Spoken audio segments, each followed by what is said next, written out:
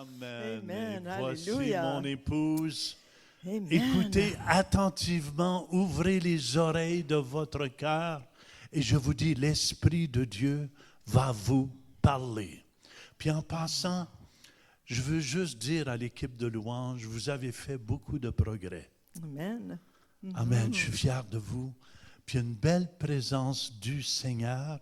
Il y a une unité, amen, dans l'équipe. Puis je veux juste vous féliciter. Amen. Hallelujah pour ça. Amen. Amen. Mon épouse, Comment? ma bien-aimée, ça fait 56 ans que nous sommes mariés. Oh! Hallelujah. C'est 56? Ça va faire. Ça va Ouais, faire 55. 56. Ça va faire, mon Ouais. Amen. Alors, bonsoir à tous et chacun ce soir. Ça me fait un grand plaisir d'être avec vous. Est-ce qu'on peut avoir un peu de plaisir ce soir? Amen. J'ai quelques petites histoires pour vous. J'aime toujours commencer avec des petites histoires drôles. Pendant le service, une dame chante très fort et très faux. Son mari lui murmure « Chérie, peut-être un peu moins fort. » La dame répond « La Bible nous dit qu'il faut chanter pour le Seigneur. » Le mari soupire « Oui, mais elle ne dit pas qu'il faut lui faire peur. »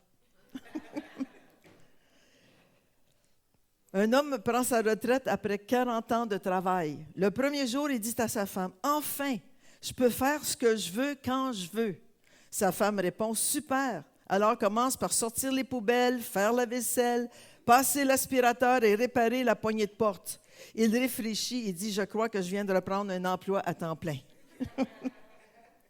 On demande au petit Julien s'il fait bien sa prière à tous les soirs. « Oh non, c'est ma mère qui l'a fait. » « Ah oui, et qu'est-ce qu'elle dit? »« Enfin, il est au lit, merci mon Dieu. » Et la dernière que mon mari trouve drôle. 2 tomates traversent la rue, une se fait écraser par une voiture. Et son ami lui dit « Viens-t'en, ketchup. » Non. OK, bon, mais ça ne rit pas ici comme à Ottawa, hein? Alors, bonsoir. Alors, ça me fait vraiment plaisir d'être ici ce soir avec un thème assez intéressant qui nous concerne tous. En fait, c'est les temps de la fin. Les temps de la fin. Et vous savez que l'on vit justement dans ces temps de la fin. En êtes-vous conscient? Oui. Alors, Seigneur, je te remercie, je te bénis pour ce temps dans ta parole ce soir.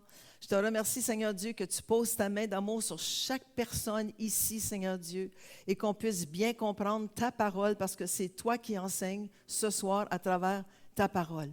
Merci pour tout ce que tu fais, Père. Je te remercie, je te rends toute la grâce, toute la gloire à ton nom. Et tout le monde dit Amen.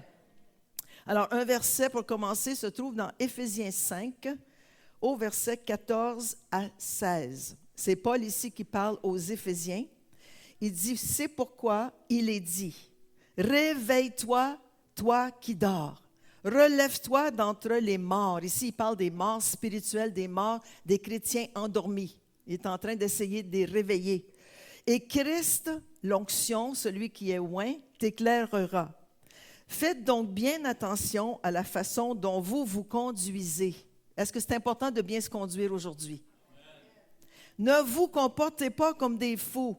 Ça, c'est la S21. Il y a des traductions qui disent « Ne vous conduisez pas comme des insensés, mais comme des sages.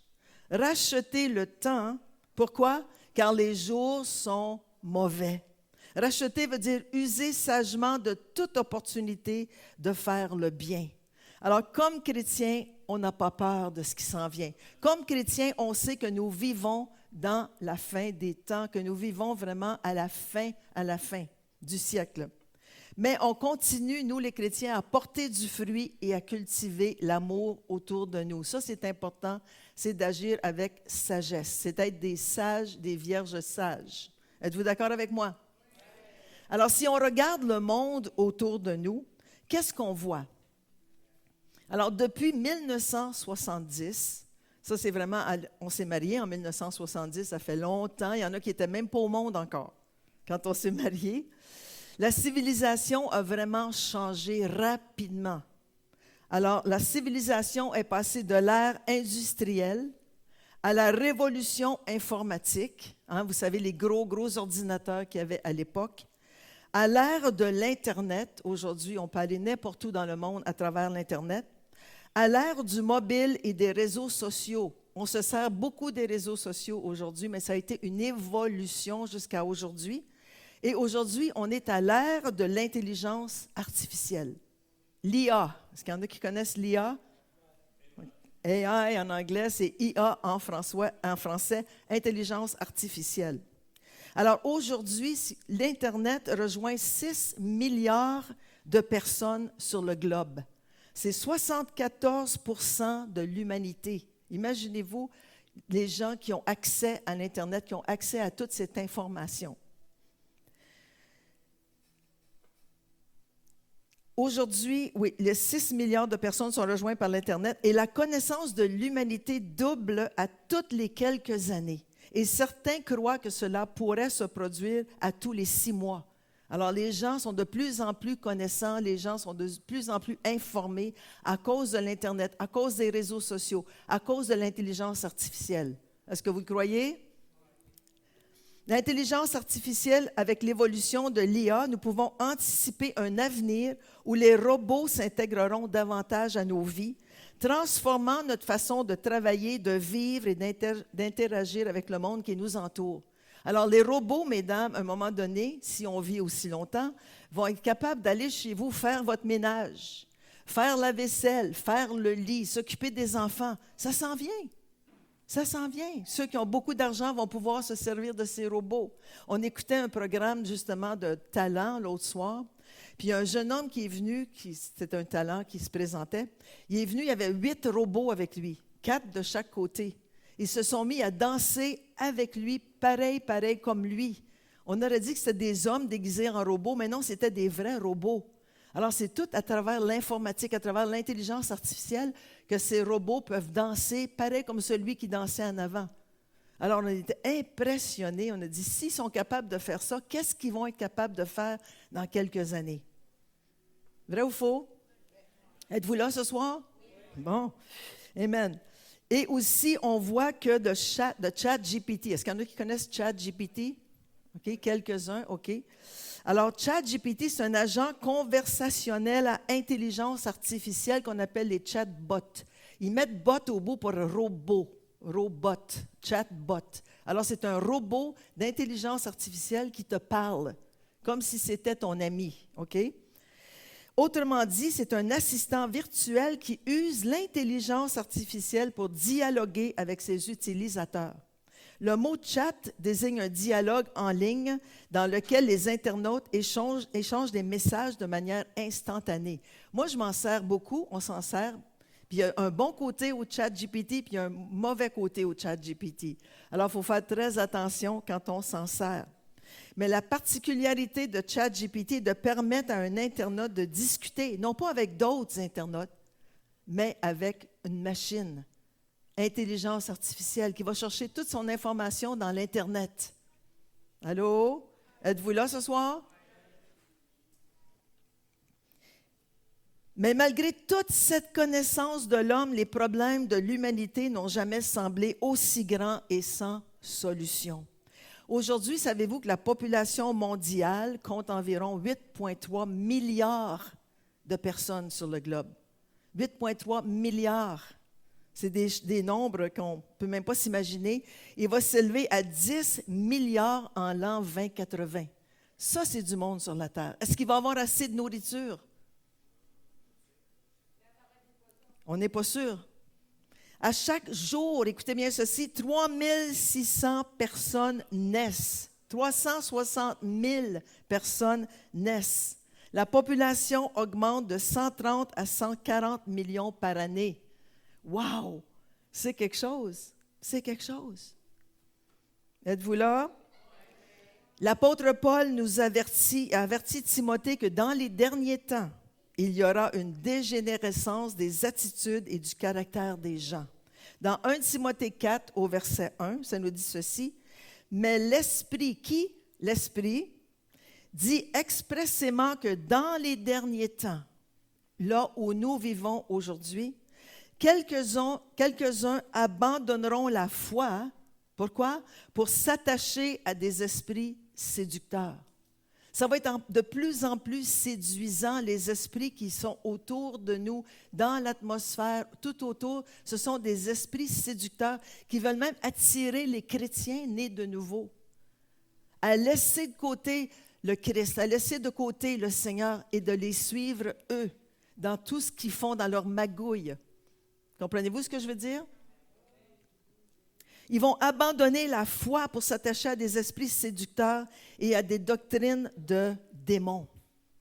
Alors, on le voit de plus en plus, des sectes qui s'élèvent partout dans le monde. Même dans votre ville, je suis certaine qu'il y a beaucoup de sectes, des gens qui ont des doctrines qui sont contraires à la parole de Dieu et des esprits séducteurs qui veulent attirer même les chrétiens. Il faut vraiment, vraiment rester fixé sur la parole de Dieu pour ne pas se laisser égarer par ces esprits séducteurs. Êtes-vous d'accord avec moi? Vous pouvez dire Amen, Alléluia. Vous pouvez pincer votre voisin s'il commence à dormir. Alors, la séduction, c'est l'action d'influencer ou de convaincre quelqu'un en usant de charme ou d'attrait. Et vous allez voir dans les versets qui suivent, il y a beaucoup de séduction. Il y a beaucoup d'esprits séducteurs. Puis ça, c'est l'ennemi qui veut séduire les chrétiens. Qu'est-ce que vous en pensez? Des grosses églises de 1000, 1500, 2000 personnes. Pensez-vous que le diable est content? Non. Il va essayer de séduire un, de l'attirer. Un va attirer 10. 10 vont attirer 100 pour les sortir de sous l'onction de Dieu. Alors, attention. Dans ces derniers temps, on voit de plus en plus de meurtres, de rébellions, de pornographie, des enfants violentés, du sexe illicite, l'usage de la drogue, de l'alcool, de la violence, de la haine et de la guerre. De plus en plus d'éducateurs et autres autorités sont inquiets, démontrant que les conditions se sont aggravées, vraiment aggravées depuis quelques années. On sait que Jésus revient bientôt et les disciples 2000 ans passés ont demandé ceci à Jésus dans Matthieu 24, 3b. « Quel sera le signe de ton avènement et de la fin du monde? » Et qu'est-ce que Jésus a répondu au verset 4? Jésus leur répondit, « Prenez garde que personne ne vous séduise. » Encore le mot « séduire » ici. Pourquoi est-ce qu'il répète « séduire »,« séduction »,« esprit séducteur » ? Parce qu'on est facilement influençable. Si on ne se tient pas dans la parole de Dieu, on peut se laisser influencer. Jésus, il dit, « Attention que personne ne vous séduise. Car plusieurs viendront sous mon nom, disant que c'est moi qui suis le Christ, et ils séduiront beaucoup de gens. » Les gens vont venir, ils vont se proclamer eux-mêmes Christ, ils vont se proclamer eux-mêmes le Messie, et les gens vont le suivre. Ils vont délaisser la foi pour suivre ces gens-là. Savez-vous que dans le monde, depuis plusieurs siècles, il y a eu au moins 30 à 40 personnages majeurs qui se sont autoproclamés Christ depuis Jésus. Et en plus, il y a des milliers de cas psychiatriques de gens qui se disent Jésus, qui se disent Christ, qui se disent Messie. Alors attention, mais des gens qui sont faibles d'esprit vont suivre ces gens-là. Il paraît qu'en Israël, il y a plusieurs personnes, quelquefois, qui vont en Israël et qui vont devant le mur de lamentation, ils vont dans des endroits et ils se couvrent d'un drap blanc et ils se disent Christ. Juste à cause de l'atmosphère qu'il y a à Jérusalem, les gens s'habillent en blanc et se proclament Christ. Imaginez-vous, ça, c'est des cas psychiatriques. Allô? Matthieu 24, 6 à 8 dit ceci, « Vous entendrez parler de guerre. » Est-ce qu'on entend parler de guerre aujourd'hui? Oui. « De bruit de guerre. Gardez-vous d'être troublés. » Moi, je ne suis pas troublée quand j'entends parler de guerre. Parce que je me dis, c'est la fin des temps. On va en avoir de plus en plus de guerres. « Car il faut que ces choses arrivent, mais ce ne sera pas encore la fin. Une nation s'élèvera contre une nation et un royaume contre un royaume, et il y aura en divers lieux des famines et des tremblements de terre. Tout cela ne sera que le commencement des douleurs. » Alors, depuis Jésus, les douleurs, croyez-moi, ont augmenté. C'est comme la femme enceinte. Quand ça commence, les douleurs, c'est pas beaucoup. C'est pas beaucoup. Plus ça va, plus ça augmente. Plus ça va, plus ça augmente, jusqu'à ce que la femme donne naissance. C'est la même chose ici. Jésus est en train de leur dire, les douleurs vont augmenter. C'est juste le commencement des douleurs. Mais depuis cette prédiction de Jésus, les douleurs ont augmenté considérablement dans le monde. Regardez les statistiques ici, des guerres et des bruits de guerre. Plus de 120 à 130 conflits armés dans le monde. 40 à 60 pays activement concernés par des guerres. C'est beaucoup. 41,6 millions de réfugiés dans le monde. La famine maintenant. On estime 7 000 à 19 000 personnes qui meurent de faim à tous les jours. C'est beaucoup. En 2025, 700 à 750 millions sont mal nourris et ont besoin d'aide alimentaire. Puis ici, on jette nos plats gras.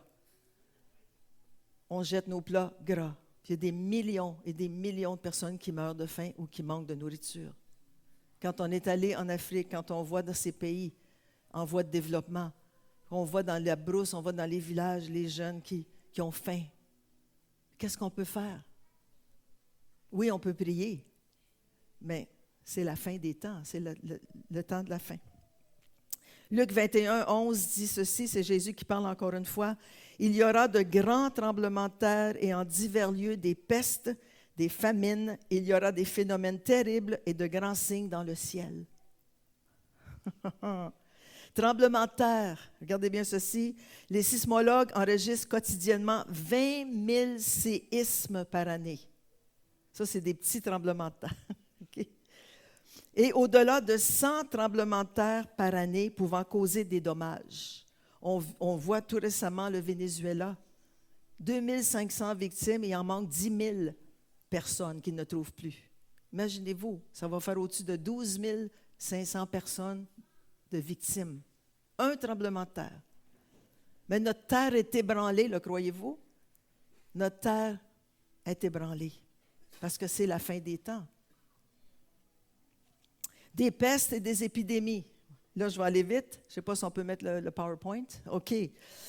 Maladie de la vache folle, le choléra, le typhoïde, la bactérie mangeuse de chair, la maladie du légionnaire, la fièvre afteuse, le virus du Nil, la malaria, la maladie du sabot, le SARS, H1N1, Ebola et une explosion des maladies transmises sexuellement.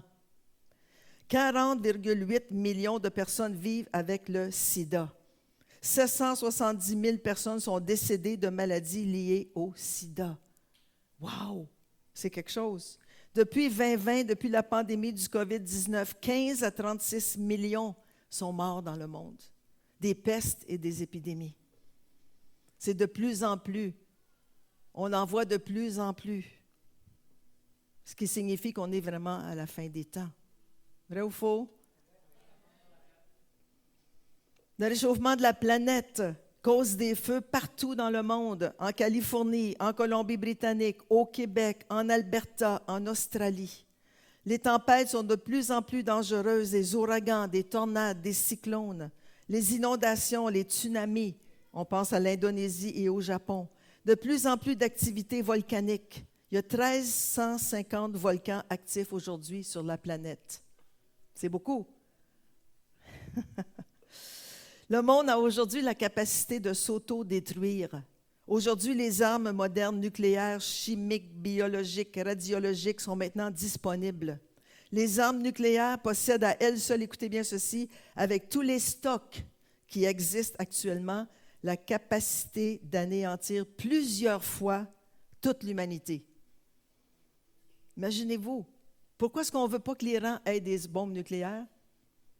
Comprenez-vous aujourd'hui pourquoi? Parce que si un dictateur a les mains là-dessus, c'est la fin. Allô? Êtes-vous là? Amen. Alors, quelle sera la solution pour le monde? Là, écoutez-moi. Ça va être un gouvernement mondial unique. Ça va être la solution. Allô? Ça va être tellement grave partout. Un gouvernement mondial unique, une devise mondiale unique, c'est-à-dire une société sans espèces. Parce que l'argent, est-ce qu'il y en a qui ne l'acceptent plus? Il y a beaucoup de places où ils n'acceptent plus l'argent papier. Ça s'en vient carte, carte, carte, carte. Vrai ou faux? Alors, il va y avoir une devise mondiale unique, une société sans espèces, un leader mondial pour sauver la planète et empêcher l'homme de s'autodétruire. Le monde attend un sauveur. Les musulmans attendent leur Mahdi. Les Juifs attendent leur Messie, parce qu'ils n'ont pas reconnu que Jésus était le Messie. Alors, ils attendent encore leur Messie, les Juifs. Et les nations, qui sont nous, on attend un leader mondial qui va venir mettre la paix, on pense, partout sur ce monde, dans ce monde, et qu'on appelle l'Antéchrist. Allô? Mm-hmm. Mais la bonne nouvelle, c'est que Jésus revient bientôt chercher son Église. Êtes-vous contents? Yes! Jésus a promis de revenir nous chercher. Dans Jean 14, au verset 3, ça dit ceci, « Et lorsque je m'en serai allé et que je vous aurai préparé une place, qu'est-ce qu'il dit? On va le dire ensemble, « Je reviendrai et je vous prendrai avec moi, afin que là où je suis, vous y soyez aussi. » C'est une bonne nouvelle, ça? Yes! Après que Jésus a été enlevé au ciel, dans les nuées, les apôtres étaient là, qui l'ont regardé monter. Il y a eu 2 anges qui sont apparus et qui sont venus parler aux apôtres. Est-ce qu'on a déjà lu ça dans les Actes? Alors, dans Acte 1, 11, ça nous dit ce Jésus, ça c'est les anges qui parlent aux gens qui l'ont regardé monter, ce Jésus qui a été enlevé au ciel du milieu de vous, viendra de la même manière que vous l'avez vu allant au ciel. Qu'est-ce que ça veut dire? Ça veut dire que Jésus est monté dans les nuées, les apôtres l'ont regardé. Les anges ont dit, il va revenir de la même manière, dans les nuées. Dans les nuées. Pas sur la terre, dans les nuées, premièrement. Est-ce qu'on va être prêt à partir? C'est ça ma question. Est-ce qu'on va être prêt à partir, nous, les chrétiens de Québec, d'Ottawa, de Lac-Saint-Jean? Est-ce qu'on va être prêt à partir? Yes! Puis le retour de Jésus va se faire en 2 phases. La première phase, c'est l'enlèvement de l'Église. OK? The rapture en anglais. L'enlèvement de l'Église. La deuxième phase, ça s'appelle la parousie. C'est le retour de Jésus qui revient avec les saints et qui vient établir son millénium. OK? Il va détruire l'Antéchrist, le faux prophète et tout ça. Il va venir s'établir sur la terre pour 1000 ans. Ça, c'est le deuxième retour de Jésus. Mais le premier retour de Jésus, c'est sur les nuées et nous, on va être enlevés sur les nuées avec lui. Ça, ce n'est pas Louise qui le dit, c'est la parole de Dieu. Amen. On va regarder ensemble. 1 Thessaloniciens 4,15, ça c'est Paul qui parle aux Thessaloniciens. « Voici ce que nous vous déclarons d'après la parole du Seigneur. » Pas n'importe quelle parole, la parole du Seigneur. « Nous les vivants, dites-moi la vivante, moi le vivant. Restez pour le retour du Seigneur, nous ne devancerons pas ceux qui sont morts. » Nous, on se promène souvent dans le cimetière. On a un grand cimetière pas loin de chez nous. Et quand on veut prendre une bonne marche tranquille, on marche dans le cimetière. Puis c'est tranquille. Personne ne parle. Il n'y a pas un son. Rien. Puis on se dit toujours, quand l'enlèvement va avoir lieu, on va les voir sortir des tombes. On va peut-être être à marcher au cimetière, on ne sait pas. Verset 16 du même chapitre. « Car le Seigneur lui-même, à un signal donné, à la voix d'un archange, au son de la trompette de Dieu, descendra du ciel et les morts en Christ ressusciteront premièrement. » Aussitôt qu'ils vont apparaître sur les nuées, les morts en Christ qui sont en terre, qui sont dans la mer, qui sont brûlés, peu importe, ils vont sortir. Il y en a qui vont dire, oui, mais ils sont en poussière, ils sont mangés par les... C'est pas grave, c'est leur corps glorieux qui va sortir. Pas leur corps de chair qui est déjà dans la terre. Le corps glorieux va ressusciter puis va monter vers le Seigneur. Parce que quand on meurt, notre âme et notre esprit vont au ciel auprès de Dieu, mais notre corps de chair reste en terre. Puis un jour, on va revêtir notre corps glorieux qu'on n'a pas encore revêtu.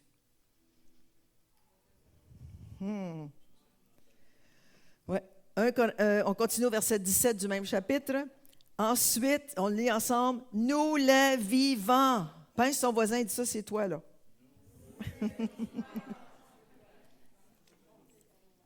qui seront restés, nous serons tous ensemble enlevés avec eux. Avec qui? Avec les morts en Christ. Sur des nuées à la rencontre du Seigneur dans les airs, et ainsi nous serons toujours, dites toujours avec le Seigneur. Woo! Hallelujah! Thank you, Jesus! Hallelujah!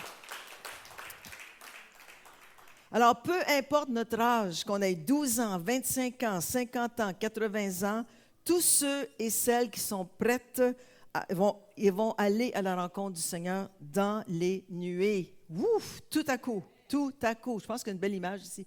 Oh, wow! Ça, c'est juste l'Église de Québec.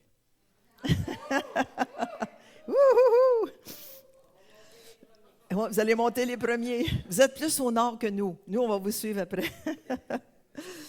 Alors, seule la vraie Église de Jésus aura connaissance de son apparition. Le reste de la terre vont l'apprendre et vont se lamenter seulement après qu'on va avoir été enlevés. Ils ne savent même pas ce qui s'est passé. Mais même le diable commence aujourd'hui à dire, « Oh oui, mais il y a des extraterrestres qui vont venir chercher des gens sur la terre. » Est-ce que vous avez déjà entendu?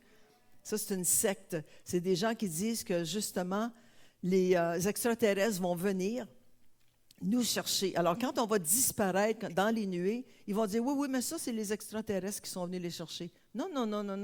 On va avoir été enlevés, puis il y a des millions de personnes qui vont disparaître. Mm-hmm. Alors, mais pas tous les chrétiens vont être enlevés. Seulement ceux et celles qui sont prêts. Ceux et celles en feu pour Dieu. Êtes-vous en feu pour Dieu, l'Église de Québec? Wouhou! Les vierges sages qui vont avoir de l'huile dans leurs lampes. C'est quoi l'huile? L'huile, c'est le symbole du Saint-Esprit. Alors, il faut marcher, il faut se lever avec le Saint-Esprit, il faut manger avec le Saint-Esprit, il faut travailler avec le Saint-Esprit, il faut venir à l'église avec le Saint-Esprit. Puis, il faut être en feu pour Dieu. Il faut être en feu pour Dieu. Êtes-vous en feu pour Dieu? Luc 12, 35, que vos reins soient saints et vos lampes allumées. Laissez vos lampes allumées. Laissez-les briller sur votre travail. Laissez-les briller dans votre famille. Vous allez dire, oui, mais moi, il n'y a personne qui va accepter Jésus. C'est pas grave. Toi, continue à briller. Continue. Laisse l'huile en toi sortir. Commence à les aimer. Oui, mais ils ne comprennent pas Jésus puis ils ne veulent pas m'entendre parler de Jésus. C'est pas grave. Toi, continue à les aimer. Continue à prier pour eux. Continue à manifester de l'amour. Mm-hmm. Ou vous allez dire, ben moi, je ne vais pas au party parce que, personne ne m'écoute. Non. Allez au party. Allez-y. Brillez comme des lampes. Brillez. Ils vont vous regarder, ils vont dire, qu'est-ce que tu as, toi, donc, que je n'ai pas, moi? La lumière. Matthieu 24, 42, veillez donc, puisque vous ne savez pas quel jour votre Seigneur viendra. Puis vous savez qu'après l'enlèvement de l'Église, ça va être le chaos total sur cette terre. Pourquoi? Parce qu'il va y avoir des accidents partout d'auto. Il va y avoir des avions qui vont tomber. Il y a des trains qui vont dérailler. Pourquoi? À cause des chrétiens qui ne sont plus là, puis ils étaient dans l'auto 5 minutes avant, puis là, ils ne sont plus dans l'auto, puis l'auto, elle s'en va, je ne sais pas où, frapper l'autre en avant. Un jour, on a entendu dire qu'une compagnie d'aviation mettait toujours un pilote né de nouveau avec un pilote qui n'était pas né de nouveau. Que si jamais l'enlèvement arrivait, au moins qu'il y aurait un pilote qui restait dans le cockpit. Ça, c'est pas rien d'assurer, c'est pas rien de vérifier, mais bon.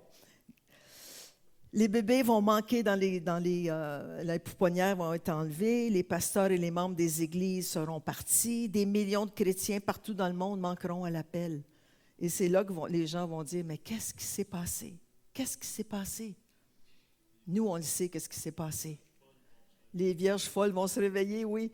Il y a plusieurs pasteurs, à un moment donné, dans les années 70-75, qui faisaient des cassettes à l'époque, des petites cassettes, puis des CD, puis disaient aux gens, si vous ne partez pas dans l'enlèvement, écoutez ce CD, écoutez cette cassette. Pourquoi? Parce que je vais vous expliquer ce qui s'est passé. Mm-hmm. Aujourd'hui, avec les réseaux sociaux, il y a beaucoup d'enseignements, il y a beaucoup de choses qui se disent et qui s'enseignent. Alors, qu'est-ce qui se passe après l'enlèvement de l'Église? On va aller rapidement. C'est le début de la période de la tribulation. Alors, c'est cette année où l'Antéchrist, le leader mondial, vont régner sur cette terre avec leur gouvernement mondial, la monnaie mondiale unique. Et ça va être un temps de tribulation. Le mot tribulation veut dire que ça va être un temps très, très, très difficile pour ceux qui vont demeurer. C'est une période terrible de 7 années où la colère et le jugement de Dieu vont se manifester contre ceux et celles qui resteront et qui auront refusé le salut de Jésus-Christ, et pour les chrétiens qui seront restés après l'enlèvement de l'Église. Et on va voir pendant ces 7 années-là que les méchants vont être de plus en plus méchants et révoltés contre Dieu. Par contre, beaucoup vont chercher la face de Dieu et se convertir. Vous allez dire, oui, mais comment est-ce qu'ils peuvent se convertir? Mais l'Esprit de Dieu est encore sur la terre. L'Esprit de Dieu convainc encore. Et il y a des gens qui vont se retourner vers Dieu pendant cette période de tribulation. Ils vont chercher Dieu de tout leur cœur et ils vont se convertir à Dieu. Puis ils vont devenir des chrétiens en feu pendant la tribulation. Ils vont souffrir, oui, beaucoup, parce que ceux qui n'accepteront pas l'Antéchrist et toute sa doctrine vont devoir se faire... Mais c'est une façon rapide quand même de partir.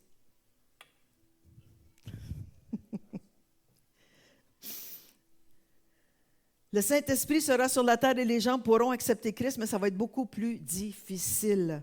Et le gouvernement mondial, avec un leader mondial qui aura signé un traité de paix à la suite d'un conflit au Moyen-Orient avec Israël, où Dieu va intervenir miraculeusement. Ça, c'est tout un autre enseignement. Si vous voulez en savoir plus, écoutez mon cours sur l'eschatologie à kairosottawa.com. Amen. Alors, nous, la bonne nouvelle, c'est que nous sommes enlevés avant la tribulation. Pourquoi? 1 Thessaloniciens 5:9 dit ceci, « Car Dieu, on peut le lire ensemble, ne nous a pas destinés à la colère, mais à la possession du salut par notre Seigneur Jésus-Christ. » Alors, nous ne sommes pas destinés à la colère qui s'en vient pendant ces 7 années de tribulation. C'est pour ça que nous, les chrétiens, en feu, on va être enlevés avant cette période de tribulation. Et je veux pas terminer, mais je vais vous parler de 3 personnages dans l'Apocalypse. Voulez-vous les connaître? Dans l'Apocalypse 12, on va voir 3 grands personnages qui vont être là durant la tribulation. On va voir premièrement le grand dragon rouge, ensuite l'Antéchrist qui va être le leader mondial, et aussi on va voir le faux prophète. Êtes-vous intéressés? OK. Alors le grand dragon dans Apocalypse 12 au verset 9, et ça nous dit ceci, « Et il fut précipité, le grand dragon, le serpent ancien. » Alors, les Juifs considéraient le serpent comme Satan. Okay? Appelé le diable et Satan. Satan, c'est vraiment le prince des esprits maléfiques, l'adversaire invétéré de Dieu et de Christ. Celui qui, regardez bien ceci encore une fois, séduit. Séduction, esprit séducteur. Christ, celui qui séduit toute la terre, il fut précipité sur la terre et ses anges, qu'on appelle des démons, furent précipités avec lui. Imaginez-vous, Satan et ses démons présentement sont dans un autre niveau, un niveau pas sur la terre, ils sont dans un niveau spirituel. Et c'est là qu'ils influencent les gens de ce monde, n'est-ce pas? Mais là, dans Apocalypse 12, selon la vision de l'apôtre Jean sur l'île de Patmos, il a vu ce grand dragon être précipité sur la terre avec ses démons. Imaginez-vous, il était grave quand il était en haut, il va être encore plus grave quand il va être sur la terre. Allô? Il va posséder les gens, il va influencer les gens, il va tuer, il va commettre des meurtres, il va commettre des vols, des viols. La criminalité va augmenter. Pourquoi? Parce que le diable lui-même, ce grand dragon, va être sur la terre avec ses démons. Wow! Est-ce qu'il y a quelqu'un qui veut être là? Non, moi non plus. On va voir l'autre personnage, c'est l'Antéchrist. Apocalypse 13 au verset 1. « Et il se tint sur le sable de la mer. » Ça, c'est le dragon, qui est le Satan. « Puis je vis monter de la mer. » Quand on parle de la mer dans la parole de Dieu, c'est toujours les nations. Quand quelqu'un sort de la mer, il sort des nations. OK? Alors, il va sortir, ça va être un homme qui vient des nations. Une bête qui avait 10 cornes et 7 têtes, et sur ses cornes 10 diadèmes, et sur ses têtes des noms de blasphème. Je n'entrerai pas dans tout ça ce soir. Verset 2. La bête que je vis était semblable à un léopard.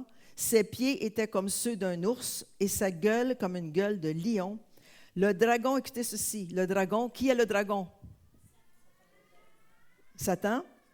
OK. Le dragon lui donnait à qui? À l'Antéchrist, à cette bête qui sort des nations. Sa puissance, c'est le mot dynamis, sa puissance surnaturelle et miraculeuse, son trône, qui est son règne ou sa royauté, et une grande autorité. C'est le mot exousia. C'est l'autorité qui va donner à l'Antéchrist. Le dragon, qui est Satan. OK? Parce que cet homme-là, l'Antéchrist qui sort des nations, c'est un leader mondial, mais il a besoin d'autorité. Il a besoin de puissance. Hein? Alors, si on regarde ici le dragon rouge, ça, c'est Satan.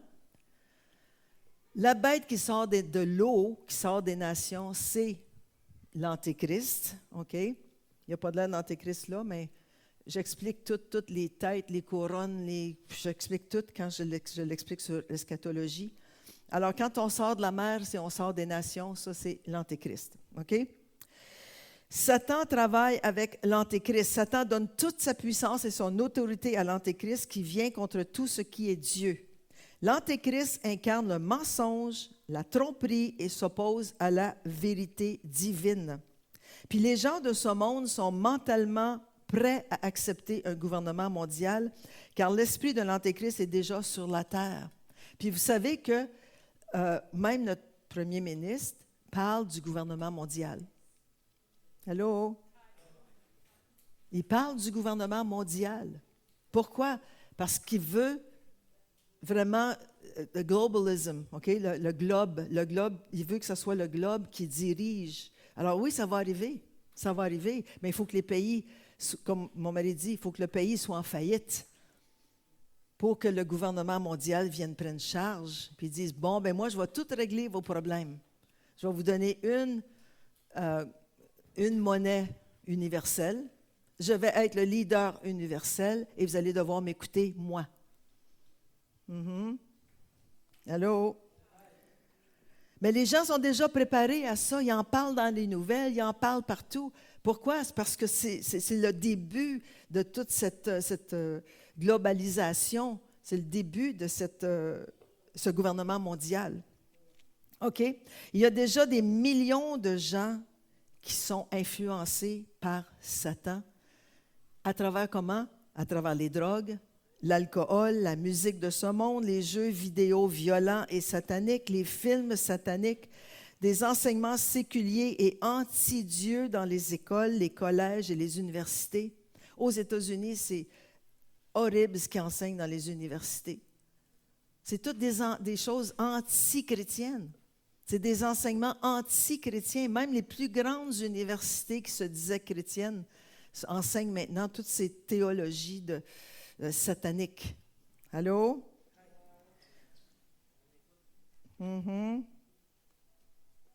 Le dernier que je vais regarder, c'est le faux prophète. Okay? Il n'est pas seul, il est accompagné du faux prophète. Si on regarde l'image, encore avec les trois personnages, si vous voyez en haut à droite, ça c'est le faux prophète, d'après la vision de Jean sur l'île de Patmos. Il le voit qui sort de la terre. Quand quelqu'un sort de la terre comme ça dans une vision, ça veut dire qu'il sort de la terre d'Israël.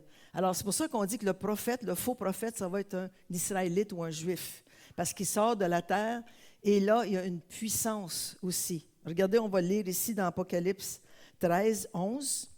« Puis je vis monter de la terre une autre bête qui avait 2 cornes semblables à celles d'un agneau et qui parlait comme un dragon. » Qui est le dragon? Satan. Il ressemble à un agneau, mais c'est un loup déguisé. Cette bête parle comme un dragon parce qu'il est directement inspiré par Satan et reçoit son pouvoir de lui. Verset 12, elle exerçait toute l'autorité de la première bête, c'est-à-dire le faux prophète, en sa présence, et elle obligeait la terre et ses habitants à adorer la première bête dont la blessure mortelle avait été guérie. Alors, le faux prophète opère de grands prodiges. On va terminer bientôt, alors suivez-moi. Au verset 13, elle dit ceci. Elle opérait de grands prodiges, c'est-à-dire le faux prophète. Les grands prodiges, c'est des faits extraordinaires et des miracles, jusqu'à faire descendre du feu du ciel sur la terre à la vue des hommes. Comment est-ce que les hommes vont voir ce faux prophète opérer et mettre du feu sur la terre? Comment vous pensez? Que toute la terre va le voir à travers la télévision, à travers les réseaux sociaux, à travers l'Internet. Les gens vont avoir les yeux fixés sur l'Antéchrist qui va être le leader mondial et sur son prophète. Un prophète parle de la part, un vrai prophète parle de la part de Dieu, mais ce faux prophète-là va parler de la part de l'Antéchrist et de la part de Satan. Regardez verset 14, c'est encore bon. Et elle, qu'est-ce qu'elle faisait? Elle séduisait. Êtes-vous là au verset 14? La bête, faux prophète, et elle séduisait les habitants de la terre par les prodiges, c'est-à-dire les miracles qui lui étaient donnés d'opérer en présence de la bête, qui est l'Antéchrist, disant aux habitants de la terre de faire une image de la bête qui avait été blessée par l'épée et qui vivait.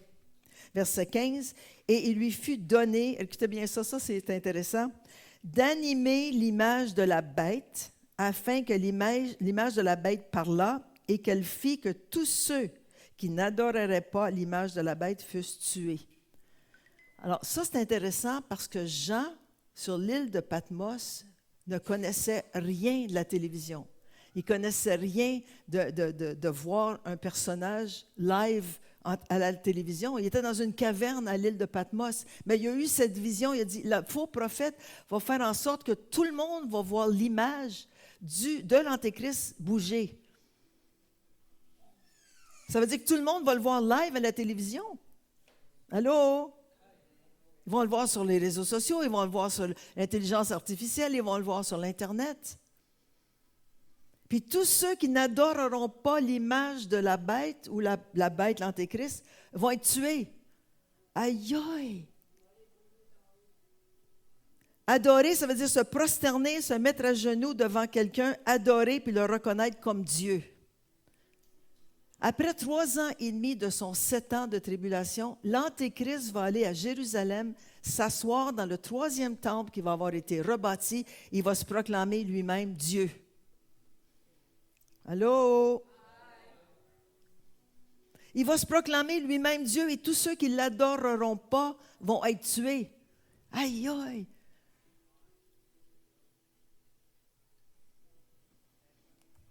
Combien veulent aller adorer l'Antéchrist? Surtout les chrétiens nés de nouveau qui vont avoir accepté Christ pendant cette période de tribulation, ils vont se faire tuer. Pourquoi? Parce qu'ils n'iront pas se mettre à genoux devant l'Antéchrist. Vous allez dire, oui, mais comment est-ce qu'ils vont faire pour gérer tout ça? Bien, il va y avoir des agents partout de l'Antéchrist dans tous les pays. Puis si tu ne te mets pas à genoux, que tu n'adores pas l'Antéchrist, c'est... Combien veulent vivre dans cette période?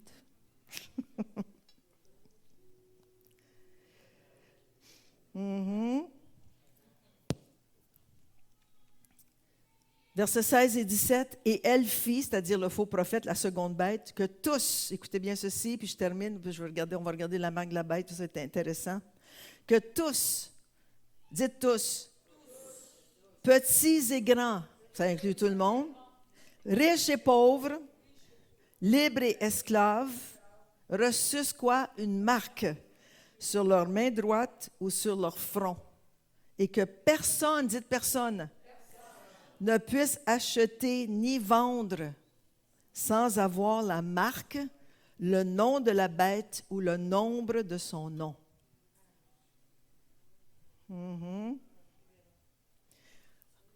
Tu peux mettre l'autre PowerPoint.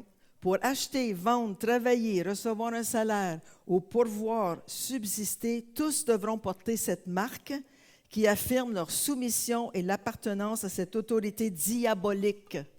Les adorateurs vont s'associer directement à lui par alliance d'un plein accord. La marque de la bête est mentionnée 6 fois dans l'Apocalypse. Alors, c'est quelque chose qui est réel, c'est quelque chose qui va arriver, c'est quelque chose qui se prépare maintenant.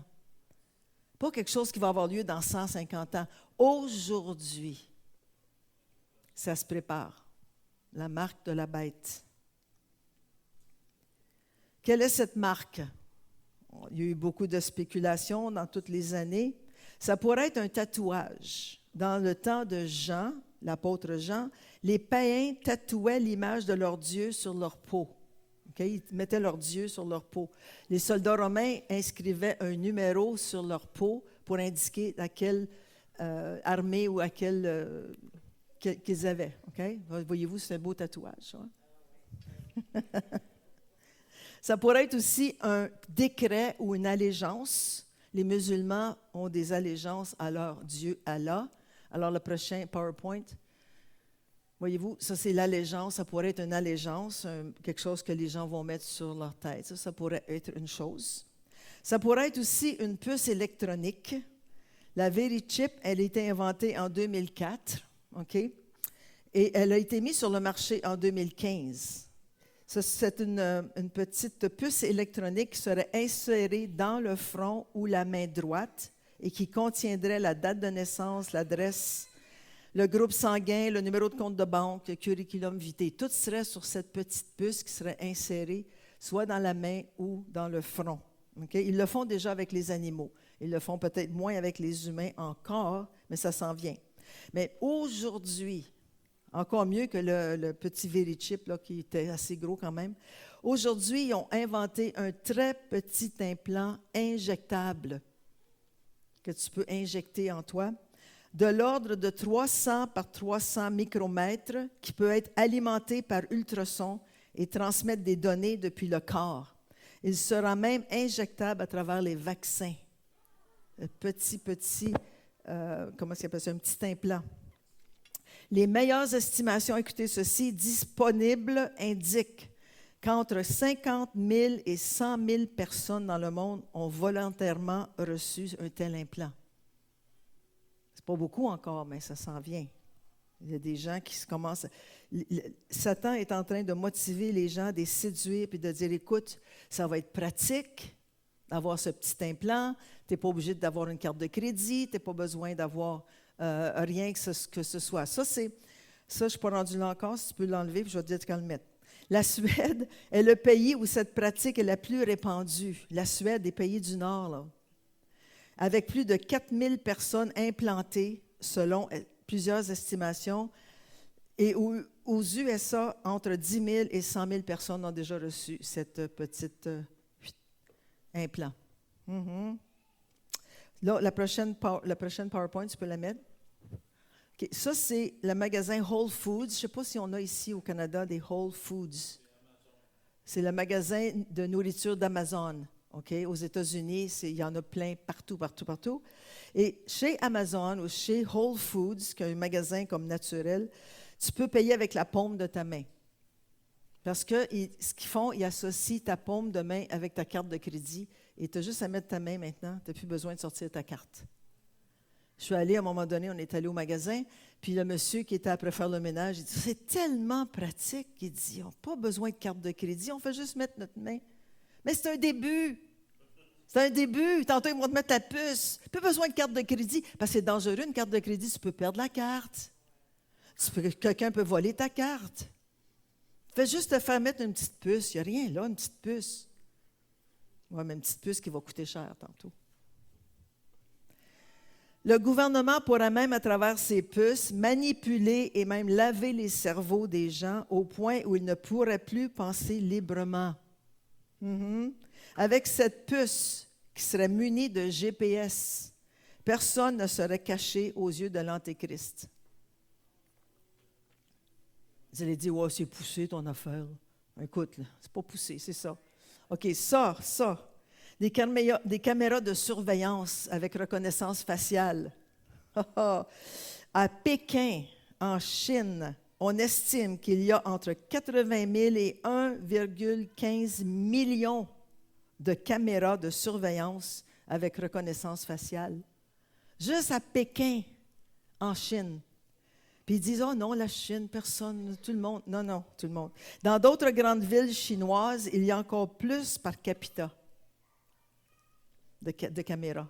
Imaginez-vous. Mm-hmm. Reconnaissance faciale. Les gens marchent, puis tu le vois en Chine. Ils marchent dans la rue, puis flouche, on voit tout leur visage.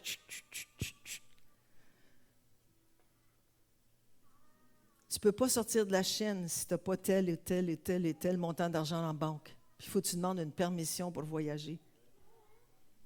Ça, pensez-vous que c'est du contrôle? Mm-hmm. Mais ça, c'est toute une préparation à ce qui s'en vient. Une préparation. Il va même avoir une application pour l'Antéchrist. La prochaine. La prochaine diapo. Ouais.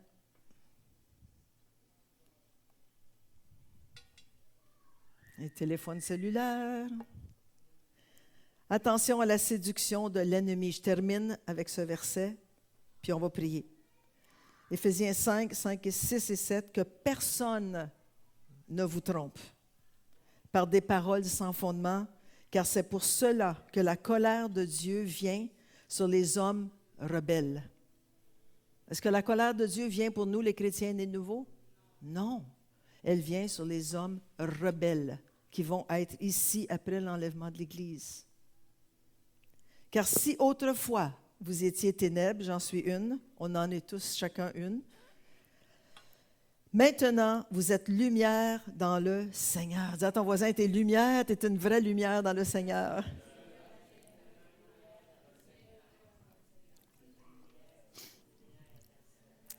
Conduisez-vous comme des enfants de lumière. Amen. Soyons aux aguets, surveillons. On reçoit des téléphones à tous les jours, c'est des spams, c'est des folies des gens qui nous appellent. Faites attention à toutes ces choses. Faites attention. Alléluia. Merci Jésus. Est-ce que ça vous aide ce soir? Est-ce que vous avez compris quelque chose de plus que vous connaissiez avant?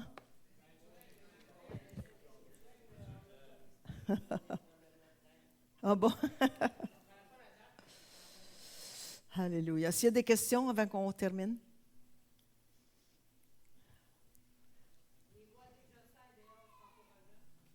Pardon?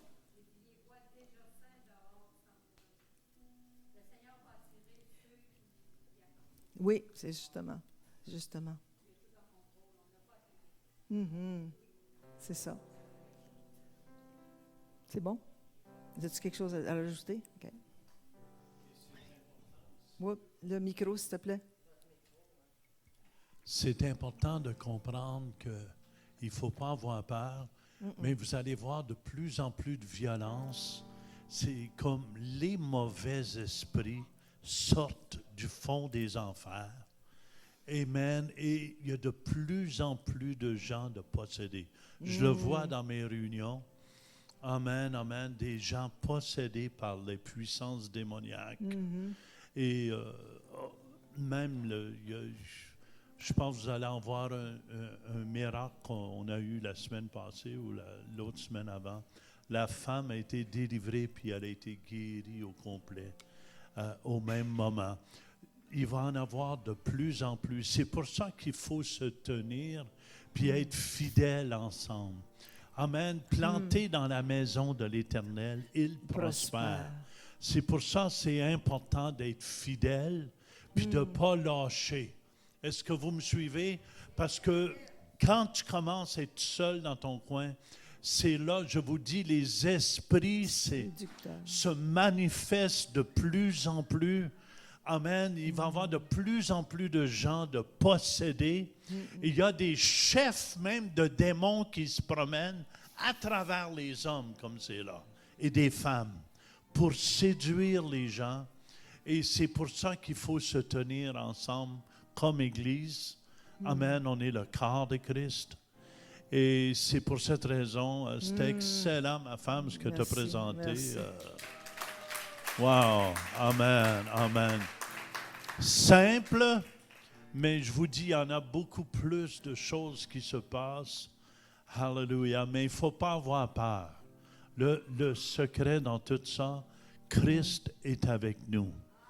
Puis, écoutez bien, même, il y en a qui vont perdre la vie dans ces derniers jours.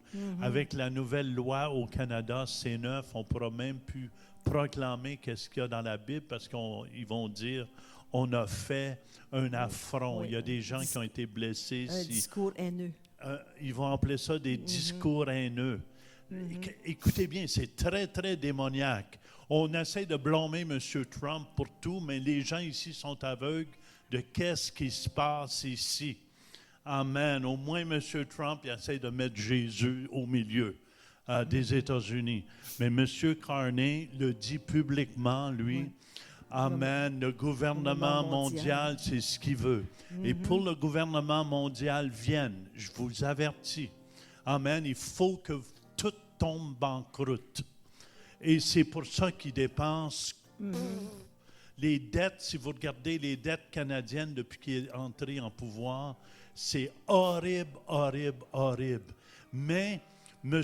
Macron en France sont tous unis ensemble. Amen. Pour avoir un gouvernement mondial. Fait qu'ils s'en foutent de notre pays. Est-ce que vous me suivez? Il faut que le pays aille banqueroute. C'est pour ça, faites-vous pas avoir avec les nouvelles ici. C'est les nouvelles de la gauche seulement que vous entendez. Amen. Un peu comme la Chine, les Chinois entendent seulement ce que veut le gouvernement. Et c'est ce qui se produit ici présentement. Les nouvelles sont payées par le Parti libéral. Ça veut dire que les gens entendent seulement ce qu'ils veulent. C'est eux autres qui payent pour tout, comme c'est là. Amen. Fait que c'est pour ça, c'est important. Demander du discernement. Oui, absolument. Demander du discernement. Seigneur, éclaire-nous. Oui. Amen. Qu'on ne soit pas une gang d'aveugles qui s'en va tout aveuglé, puis on suit la gang. Est-ce que vous me suivez? Hallelujah. En tout cas, moi, je vous avertis comme homme de Dieu, c'est tellement important. Quand je viens, je passe 6 mois aux États-Unis, puis 6 mois ici, puis je trouve donc triste quand j'écoute les nouvelles francophones. J'ai dit, man, le monde sont aveugles au complet, au complet, au complet. On essaie de blâmer quelqu'un d'autre. Là, on blâme Trump. Bien, on va blâmer leur parti républicain de toute façon, parce que c'est eux qui nous amènent un peu plus vers les droits du Seigneur. Amen. Mais je vous dis, faites-vous pas avoir. Ici, on fait la promotion de tout ce qui est péché. Puis si tu n'es pas d'accord, on va t'appeler homophobe, toutes les phobes qu'il n'y a pas, C'est vrai.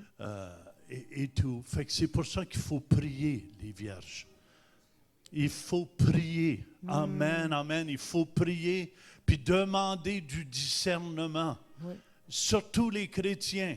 Amen. Tombez pas dans le piège. Commencez pas à parler contre Israël non plus, parce que Dieu nous dit, celui qui bénit Israël, je vais les bénir. Amen. Le Canada, la France commencent à parler contre Israël. Le seul pays qui soutient Israël comme c'est là, c'est les États-Unis. Fait que faisons-nous pas avoir. Moi, j'ai vu hier à Ottawa, chez nous, hier, il y a une tempête. J'ai jamais vu ça. Comme un ouragan qui a frappé. Les arbres ont brisé et tout. J'ai jamais vu ça à Ottawa. Mais le péché règne de plus en plus sur notre pays. C'est vrai. Fait qu'il faut se réveiller. Amen. Qu'on ne se laisse pas endormir par les médias qui sont contrôlés. Dieu nous dit que le monde entier est sous la puissance du malin. Oui. Amen, amen, amen. Le monde entier sous la puissance du malin. Mais tombons pas dans ce panneau-là. Amen. Tombons pas dans ce panneau-là. Prions, ça ne m'empêche pas. Je prie pour M. Carney. Est-ce que vous me suivez? Je prie pour M. Trump. Je prie pour M. Macron, la même chose. Je prie pour ceux qui sont en autorité. Mais tombez pas dans le panneau. Amen. En tout cas, on vous aime. Hein? C'est pour ça. Puis ma femme, c'était excellente. Ce que tu as amené ce soir, c'est une bénédiction. Puis j'espère que tu puisses l'amener parce que notre frère Mario Mascotte est parti avec le Seigneur. Puis Mario, c'était... Amen. Moi, je me souviens, on était les 2 seuls évangélistes qui vivaient de l'Évangile au Québec. Puis je me souviens, un jour, j'ai mangé la claque dans le coin du lac Saint-Jean. Puis c'est Mario... j'ai appelé Mario, il était à Rimouski. Il dit, faites-en pas, on va manger la claque. J'ai dit, moi aussi, j'ai mangé la claque. Amen. Puis, faites-vous-en pas si les gens se moquent de vous, puis ils disent toutes sortes de choses de vous. Continuez de prier, puis aimez. Restez fidèles à votre Église. Plantez dans la maison de l'Éternel, il prospère. Tenons-nous ensemble, puis encourageons-nous. Amen? Amen. Amen. On va Ma prier. femme, tu peux terminer en priant.